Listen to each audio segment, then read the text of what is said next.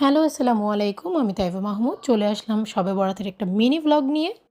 আশা করি আপনারা সবাই ভালো আছেন। জোহান তার বাবার সাথে নামাজে যাচ্ছিল। যাওয়ার সময় সে তার মামামের সাথে একটু দেখা করে গেল। মামুনির ফ্ল্যাটে এসে দেখি আমার মামা, মামাতো বোন, ভাই সবাই এসেছে। জোহান সবাইকে টাটা করে তার বাবার সাথে নামাজে চলে গেল। সে বুঝতে পারছিল না সে তার মামামকে রেখে যাবে নাকি যাবে না। তাই সে একটু কনফিউজড ছিল। এমনিতে আমিও জোহানকে কোথাও একা ছাড়ি না ওর বাবার সাথে। ভাইয়া ইহান জোহান ওর বাবা নামাজ পড়ে এসে পড়ল। জোহান তো নামাজ পড়ে অনেক খুশি। তারপর আমি আর জোহান একসাথে একটু খেয়ে নিলাম। এখানে ইহান, খালামুনি, অধরা সবাই চিপস খাচ্ছিল। অধরা বাসা থেকে জায়নামাজ নিয়ে এসেছে, আমার সাথে নামাজ পড়বে তাই। এখানে আমি আর অধরা নামাজের জন্য প্রিপারেশন নিচ্ছিলাম আর ইহান বসে বসে কার্টুন দেখছিল। তারপর নামাজ পড়ে তাড়াতাড়ি তাদের মোমবাতি জ্বালিয়ে দিলাম।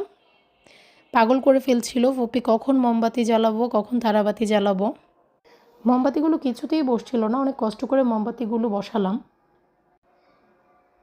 মোমবাতি দিয়ে সাজানোর পর এত সুন্দর লাগছিল বারান্দাটা। মনে পড়ে যাচ্ছিল ছোটোবেলার কথা, যখন আমরা সব কাজিনরা নানু বাসায় বারান্দার মধ্যে এভাবে মোমবাতি তারাবাতি জ্বালিয়ে মজা করতাম।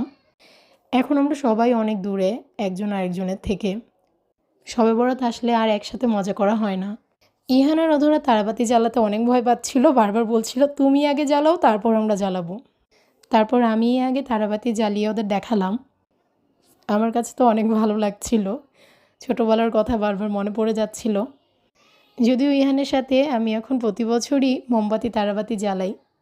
জোহান তো এখনও সেরকম কিছু বোঝে না, আর জোহানবাবু ঘুমাচ্ছিল, তাই আবার এগুলো দেখাও হয়নি। অবশেষে আমাকে তারাবাতি জ্বালাতে দেখে ওদের ভয়টা কমলো। ওরাও তারাবাতি জ্বালাচ্ছিল, অনেক মজা পাচ্ছিল।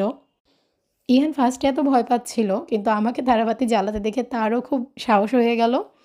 একটা তারাবাতি জ্বালানোর পর সে তো খুবই খুশি হয়ে গেল আর আমাকে বলছিল ফুপ্পি যতগুলো তারাবাতি আছে সবগুলো আমি জ্বালাবো। ওইদিকে অধরা বলছে না আমিও জ্বালাবো। কী আর করার, দুজনকে ভাগ করে দিলাম। তারপর দুজন মিলে তারাবাতি একটার পর একটা জ্বালাতেই থাকলো। বাচ্চাদের নিয়ে এভাবেই কাটলো আমাদের এবারের শবে বরাত।